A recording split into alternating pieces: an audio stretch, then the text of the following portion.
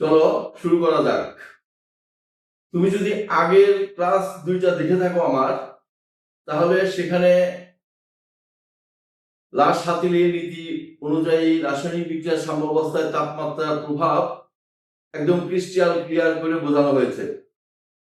সেটা যদি তুমি বুঝে থাকো তাহলে আজকের ক্লাসটা তোমার কাছে কোনো ব্যাপারই না।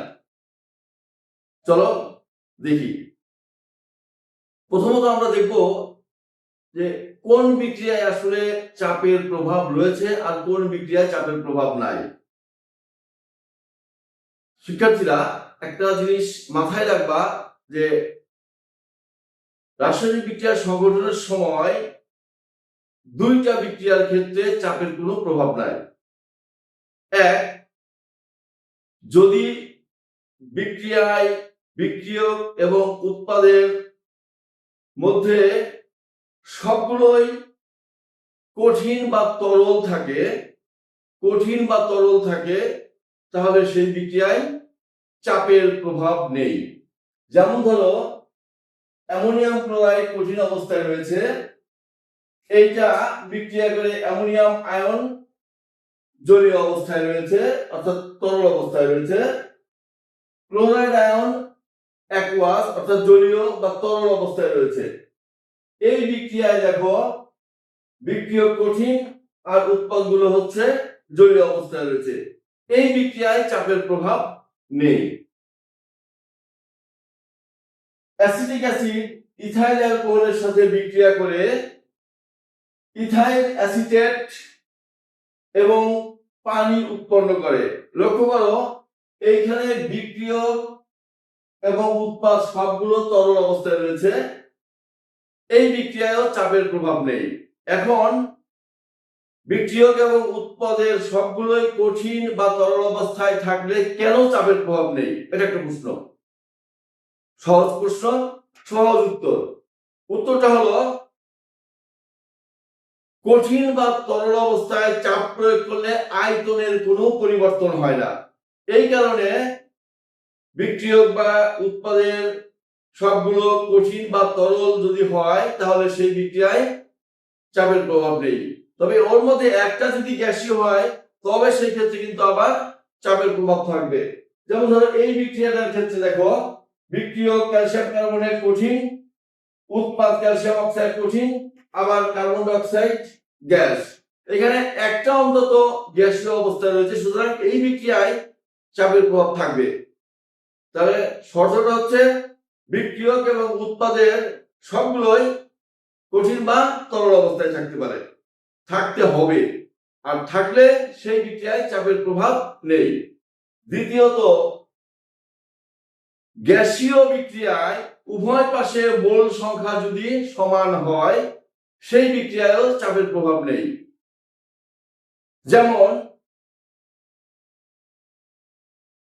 নাইট্রোজেন এবং অক্সিজেন বিক্রিয়া করে নাইট্রিক অক্সাইড উৎপন্ন করেছে। এখানে বিক্রিয়ক নাইট্রোজেন গ্যাসীয়, অক্সিজেন গ্যাসীয়, নাইট্রিক অক্সাইড গ্যাসীয়। লক্ষ্য করো, বিক্রিয়কে নাইট্রোজেন এবং অক্সিজেন 2 মোল, উৎপাদে নাইট্রিক অক্সাইডও 2 মোল। তাহলে বিক্রিয়াটা গ্যাসীয়, উভয় পাশে মোল সংখ্যা সমান। এই কারণে এই বিক্রিয়ায়ও চাপের প্রভাব নেই। কেন নেই? কারণ যেহেতু উভয় পাশে মোল সংখ্যা সমান, তাই একই আয়তনে চাপ সমান। এ কারণে চাপ প্রয়োগ করাও যা, না করাও তা। বুঝতে পেরেছো নিশ্চয়? সুতরাং গ্যাসীয় বিক্রিয়ায় উভয় পাশে মোল সংখ্যা সমান হলে সেই বিক্রিয়ায় চাপের প্রভাব নেই, কেননা চাপ প্রয়োগের ফলে উভয় পাশে একই আয়তনে চাপ সমান। তাহলে কোন বিক্রিয়ায় চাপের প্রভাব রয়েছে? নিশ্চয়ই এতক্ষণে বুঝে গেছো। গ্যাসীয় বিক্রিয়া হতে হবে এবং উভয় পাশে মোল সংখ্যার পার্থক্য থাকতে হবে, অর্থাৎ অসমান থাকতে হবে। অসমান থাকলে চাপ প্রয়োগ করলে কি হবে, চাপ হ্রাস করলে কি হবে, চলো দেখি। একটা উদাহরণের মাধ্যমে আমি ব্যাপারটা তোমাদের কাছে ক্লিয়ার করব। তার আগে একটা কথা মনে রাখো যে গ্যাসীয় বিক্রিয়ার ক্ষেত্রে সিস্টেম সবসময় চাপটাকে ব্যালেন্সে রাখতে চায়, নিয়ন্ত্রণে রাখতে চায়। চলো উদাহরণের মাধ্যমে পরিষ্কার করি। সালফার ডাইঅক্সাইড গ্যাস অক্সিজেন গ্যাসের সাথে বিক্রিয়া করে সালফার ডাইঅক্সাইড গ্যাস উৎপন্ন করেছে। এটা একটা নির্দিষ্ট চাপে বিক্রিয়াটা সংঘটিত হচ্ছে। আমরা দেখতে পাচ্ছি বিক্রিয়কে সালফার ডাইঅক্সাইডের 2 অণু আর অক্সিজেন 1 অণু মিলে 3 অণু, অর্থাৎ বিক্রিয়কে 3 মোল রয়েছে আর উৎপাদে রয়েছে 2 মোল সালফার ট্রাইঅক্সাইড। এখানে বিক্রিয়কে মোল সংখ্যা বেশি। সাম্যাবস্থায় উপনীত হওয়ার পর তুমি চাপ বাড়ালে, ধরো তুমি এখানে চাপটা বাড়ালে, তাহলে চাপ বাড়ালে এর আয়তন কমে যাবে। তাহলে এর আয়তন যদি কমে যায় তো আয়তন তো এরও ওই কমবে। তাহলে দুইটারই যদি বিক্রিয়ক সিস্টেম তো একটাই, এই সিস্টেমে বিক্রিয়কের মোল সংখ্যা বেশি হওয়ার কারণে চাপ বাড়ানোর কারণে এদের মধ্যে নিশ্চয়ই গ্যাস অণুগুলোর মধ্যে নিশ্চয়ই চাপাচাপি শুরু হয়ে যাবে। ফলে এরা আরো কিছুক্ষণ বিক্রিয়া করার সুযোগ তৈরি করবে, যে কারণে বিক্রিয়াটা সাম্যাবস্থাটা সামনের দিকে যে উৎপাদনটা বাড়িয়ে দেবে।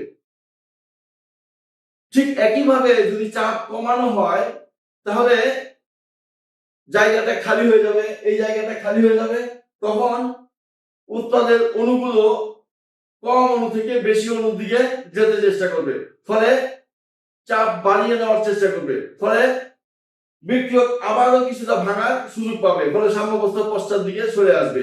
অর্থাৎ আমরা দেখলাম চাপ প্রয়োগ করার ফলে যদি বিক্রিয়কের মোল সংখ্যা বেশি হয় তাহলে চাপ প্রয়োগ করলে সাম্যাবস্থার সামনের দিকে চলে গিয়ে উৎপাদন বৃদ্ধি করবে, কারণ বিক্রিয়কের মোল সংখ্যা বেশি হওয়ার কারণে একই চাপে একই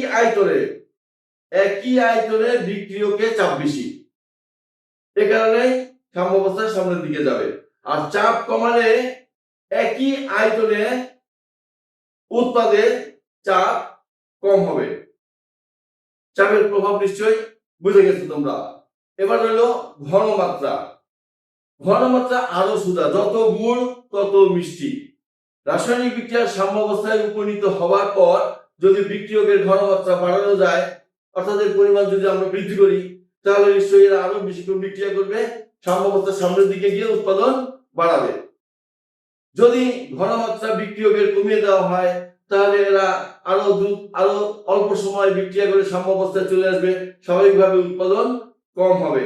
এই হলো লা শাতেলের নীতি অনুযায়ী তাপ, চাপ এবং ঘনমাত্রার প্রভাব। ধন্যবাদ।